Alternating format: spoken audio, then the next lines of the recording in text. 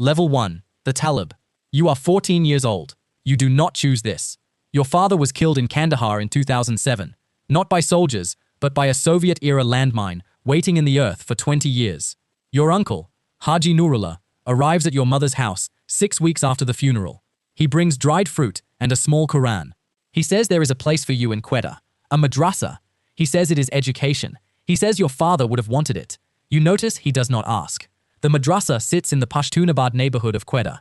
Quetta became the Taliban's primary rear base after the US-led invasion collapsed their government in late 2001. The network there, drawn from the Deobandi school of Islamic thought, the Taliban's theological foundation, has fed recruits into the movement since 1994. 38 boys live here, some from Helmand, some from the Pakistani tribal belt. Some arrived last week and still look like boys. Some have been here 2 years and have eyes that stopped moving the way boys' eyes move. You sleep on a cotton mat, one wool blanket. January in Quetta drops below freezing. You learn to sleep curled tight, knees to chest. The day begins at Fajr, before 5 a.m., cold water, lines in the courtyard. You do not yet understand all the Arabic. You memorize the sounds first. The meaning, you are told, will come. Obedience comes first. The curriculum has 3 pillars: Quranic memorization, hadith, the sayings and actions of the Prophet, filtered through Deobandi interpretation, and ideological instruction.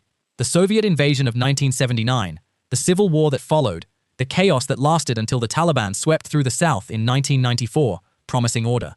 History, as taught here, has one direction and one conclusion.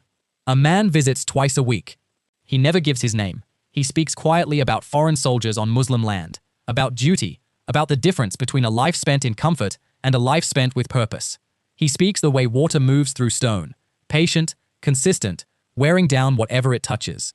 7 months in, a boy named Bismillah, who slept 3 mats to your left, is simply not there one morning. No explanation, no farewell. The other boys say nothing. You learn, without being told, that questions belong somewhere else. 10 months pass. You stop counting days. The vocabulary they have given you begins to feel like your own. You cannot find the moment that happened. Your uncle returns. He says you are ready. He does not ask. You are 15. You board a truck, heading north, toward the war that has been waiting for you since before you knew what war was. Level 2. The Mujahid. You are 15 years old. The truck crosses into Kandahar through an informal route. The driver knows the way a man knows his own house in the dark. No checkpoint. The Durand Line, the border Britain drew in 1893, has never been accepted by the tribes on either side, and it shows.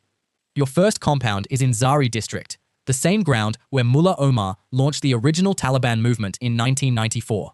No ceremony. A fighter hands you an AK-47. Wooden stock, wrapped in electrical tape, older than you are. You are shown how to load it once. You are expected to remember everything from that point forward. Your commander is Mullah Rahimuddin, 41 years old, who fought the Soviets in the 1980s. He does not speak unless it matters. His authority lives in his stillness. Training is hard and informal. You run on hillsides with your rifle above your head. You field strip the AK blindfolded. You crawl through irrigation ditches at night. You learn to build and emplace IEDs, the weapon that defined this war.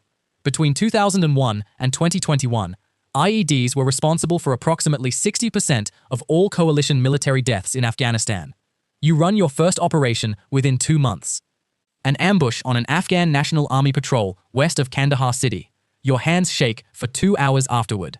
The boy beside you, Khalilullah, 16, from Helmand, stares at the ceiling and says nothing. That silence is the only comfort available. Helmand and Kandahar produce most of Afghanistan's opium. At its peak, Afghanistan supplied over 90% of the world's illicit opium.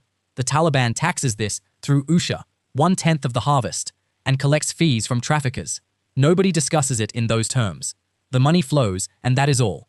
One night, Khalilullah says quietly he wants to go home. His mother doesn't know if he is alive. He says this with his face toward the wall. You say nothing. 5 days later, Khalilullah is transferred. You don't ask where. You already know what that kind of transfer means. You tighten your grip and keep moving. Level 3. The Delgai Commander. You are 19 years old. The promotion comes not from achievement, but from subtraction.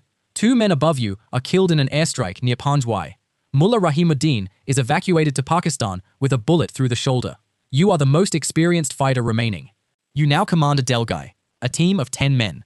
The Delgai is the Taliban's foundational tactical unit, 8 to 10 fighters, around 1 light machine gun, 2 or 3 RPG gunners, and the rest on AK pattern rifles. 3 to 5 Delgais can be grouped for a single operation, then dispersed. This cell structure is what allowed the Taliban to survive years of coalition targeting. Remove one node and the rest continue. You plan approach routes. You assign positions. You manage ammunition through a courier system, never by phone. The Taliban learned early that mobile signals were used as targeting data. A fighter who made a call from a fixed location could be dead within the hour. One of your men, Faridullah, from Zabul, quiet and precise, begins asking why a particular village is being taxed when it has given no trouble. His questions are not hostile, they are curious. That is almost worse. You pull him aside after evening prayer. You tell him the framework comes from the leadership. The movement needs resources. Resources come from territory it controls, and control is not negotiable.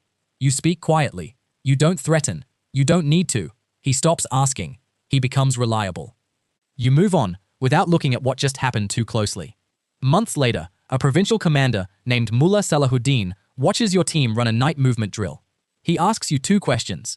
How do you handle a fighter who loses discipline under fire?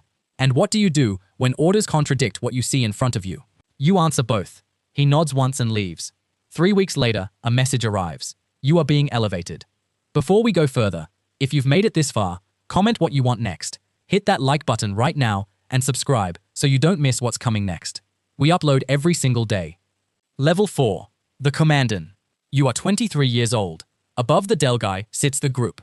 A Commandant commands multiple teams, 3 to 6 Delgais, between 30 and 80 fighters, across a defined area. This is the first level at which you manage commanders rather than fighters.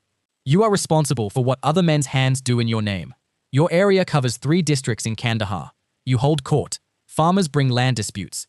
Merchants bring debt conflicts. The Taliban court resolves disputes in days, without bribes, with enforcement that follows. The official district court takes months and demands payment at every step.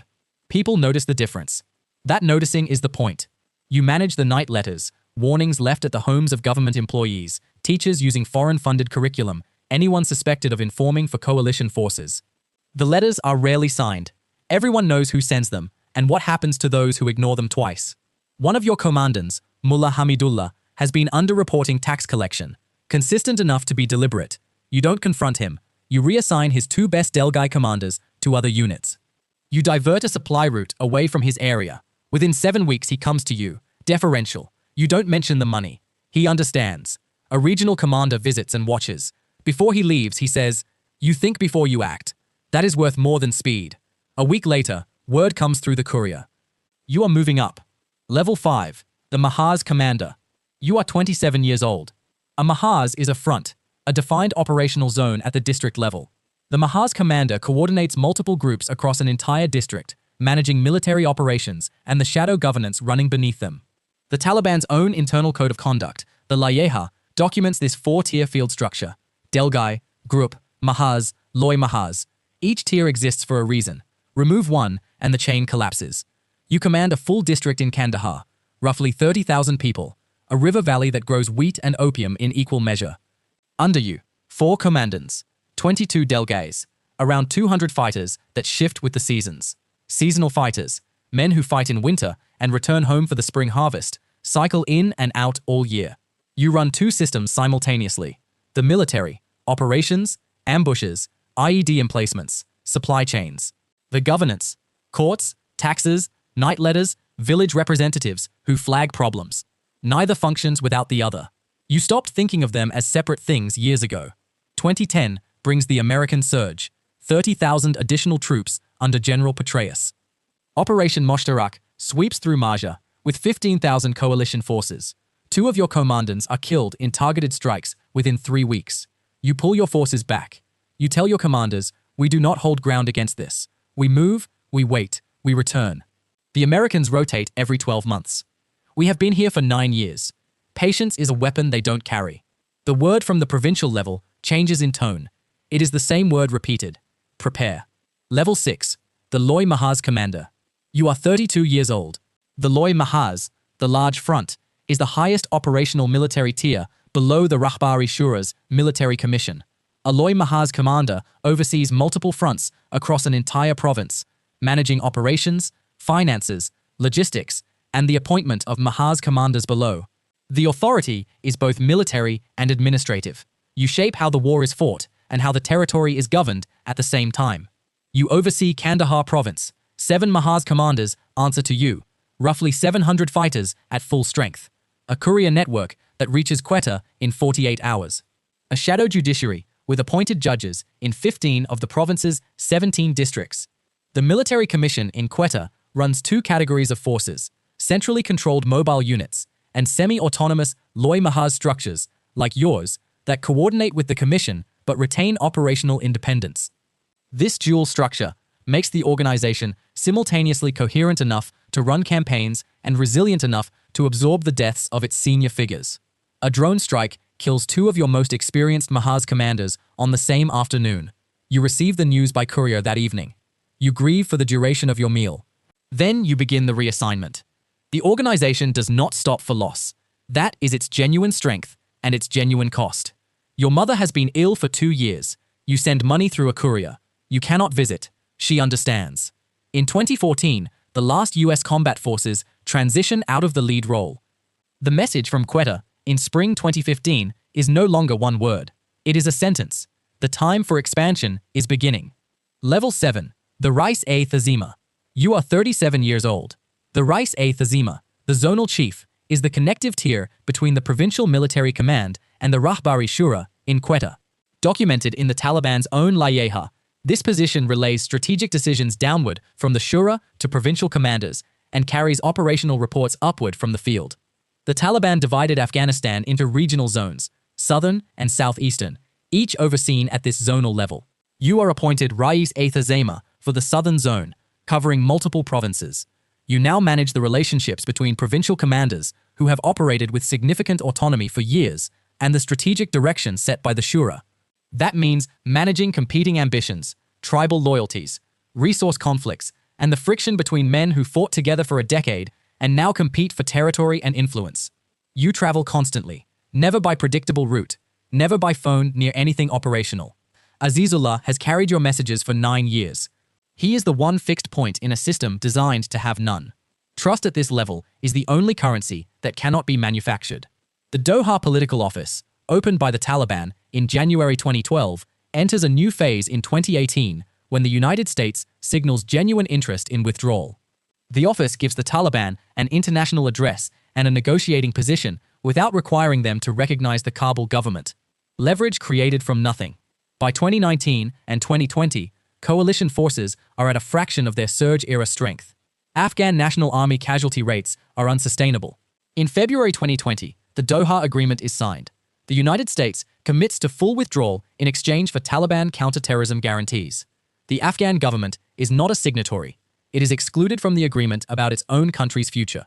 You send 3 words through the courier network to every provincial commander in your zone. Begin the preparation. Level 8. The Rahbari Shura member. You are 43 years old. The Rahbari Shura, the leadership council, known during the insurgency as the Quetta Shura, is the Taliban's supreme collective governing body. Membership is not elected and not announced. It is conferred through observation and the consensus of those already inside the circle. The Shura meets without phones. Notes sometimes taken, sometimes memorized. Every sentence weighed, every silence read. Hibatullah Akhundzada assumed command in May 2016, following the US drone strike that killed his predecessor, Akhtar Mansour, in Baluchistan. Mullah Omar, the Taliban's founder, had died in April 2013, a death concealed for 2 full years before being acknowledged in July 2015. By the time you reach this room, you have served under 3 supreme leaders. The military offensive launches in May 2021. The speed of collapse exceeds the Taliban's own most optimistic projections.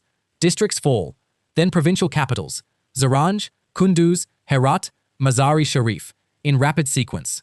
Lashkar Gah falls August 12. Kabul falls without a fight on August 15, when President Ashraf Ghani boards a helicopter and flees. The Afghan National Army, 300,000 soldiers, trained at a cost of approximately $88 billion over 20 years, dissolves in days. Weapons, vehicles, and aircraft are abandoned intact across bases nationwide. Photographs of Taliban fighters at the desks of the former government travel the world within hours. You are not in those photographs. You are in a secure location, reading reports. What you feel does not have a single clean name. You have been at war since you were 15 years old. That is 28 years. The sensation of arriving at a destination after that long in motion is its own kind of disorientation. Level 9. The Naib Amir. You are 47 years old. The Naib Amir, Deputy Supreme Leader, is the highest named executive position below the Amir-ul-Mu'mineen. There are three. Mullah Muhammad Yaqub, son of Mullah Omar, heading military operations. Sirajuddin Haqqani, head of the Haqqani network, serving also as Interior Minister. And Mullah Abdul Ghani Baradar, heading political affairs. The man who co-founded the Taliban, alongside Mullah Omar, was arrested by Pakistani intelligence in 2010 and released in 2018 to lead the Doha negotiations. At this level, religious authority is the architecture everything else rests on. The Amir's word carries the weight of religious decree, framed not as political judgment, but as Islamic obligation. Internal dissent is not called political opposition. It is called deviation from divine law. This mechanism operates on the leadership as firmly as it operates on the 15-year-old in the madrasa. The frame doesn't check rank. The governing reality is one of compounding crises. The United States freezes $9.5 billion in Afghan central bank reserves the day Kabul falls. International aid, which funded approximately 75% of the former government's budget, is suspended. By late 2021, more than 22 million Afghans face acute food insecurity. GDP contracts over 20% in 2021 alone. The restrictions on women come in stages. Girls' secondary schools close in March 2022. Female universities are banned in December 2022. Women are banned from NGO work in December 2022. Women are banned from the UN in April 2023. Each restriction announced without negotiation, implemented immediately. In internal meetings, some figures argue these restrictions foreclose economic engagement without measurable benefit. The arguments don't carry the day. A coalition held together by belief pulls toward its most absolute positions because those positions carry the clearest sense of identity. You helped build that gravity. Now you live inside it. Level 10. The Amir-ul-Mu'mineen. You are 52 years old. The title, Amir-ul-Mu'mineen, Commander of the Faithful, is the highest authority in the Taliban structure. Mullah Omar claimed it in April 1996 at the Shrine of the Cloak in Kandahar, donning a relic believed to have belonged to the Prophet Muhammad and receiving the oath of allegiance from senior commanders and clerics. It was not theater. It was a claim to prophetic succession. Everything built since flows from that moment. The Islamic Emirate of Afghanistan is redeclared in August 2021, the same name, the same claimed entity as the government of 1996 to 2001. No country formally recognizes it. Not one. As of 2024, it holds 0 seats in international organizations. It governs 40 million people. No demotion arrives for you. No dramatic fall. That is not how these things end at this level. Decisions begin moving through channels that bypass your office. Appointments you once influenced are made without your input. The meetings that require your presence narrow, month by month, in ways that are never announced and never explained. The system that elevated you is now calibrating you downward, using the same mechanics. With the same patience, a younger figure, 40 years old, Kandahari, with deep Shura connections, manages the relationships you once managed. He is deferential to you in public. In operational discussions, he no longer pauses for your view before acting. You recognize the behavior. You practiced it yourself on the men you were replacing 30 years ago.